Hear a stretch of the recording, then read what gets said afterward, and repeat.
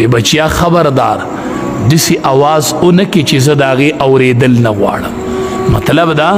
که نبی علیه السلام وفاتي ګورې دا آواز په ما ونه کې ګورې بچي ورته وی زه به هم هغه آواز کوم چې د هغې به ته اورېدل نه غواړې. بس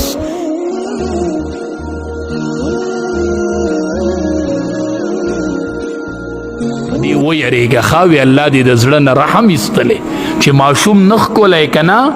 نو الله دې د زړه نه رحم ایستلی.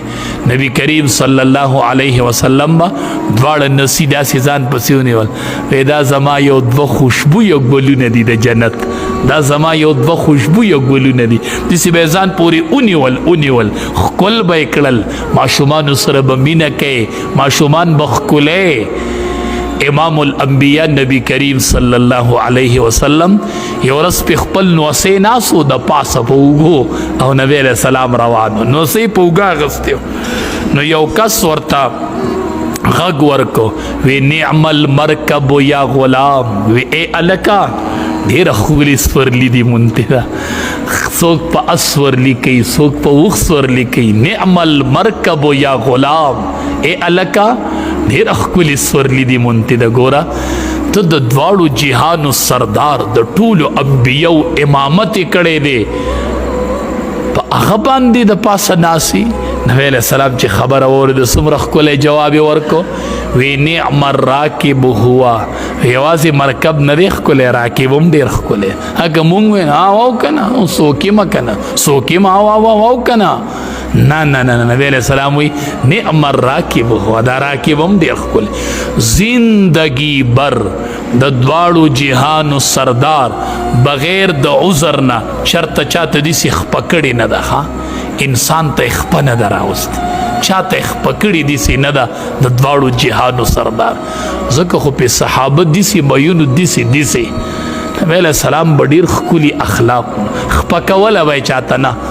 چې کله نبی کریم صلی الله علیه وسلم وفات شو یو صحابي دی هغه پټي کې دی زوی پسې ورغی چې څنګه وی بابا جانا پلار ته آواز وکړو پلار ته چې کله آواز وکړو نو پلار پوه شو چې دا آواز د وارخطایۍ دی وی بچیا خبردار داسې آواز اونکې چې زه د هغې اورېدل نه غواړم. مطلب دا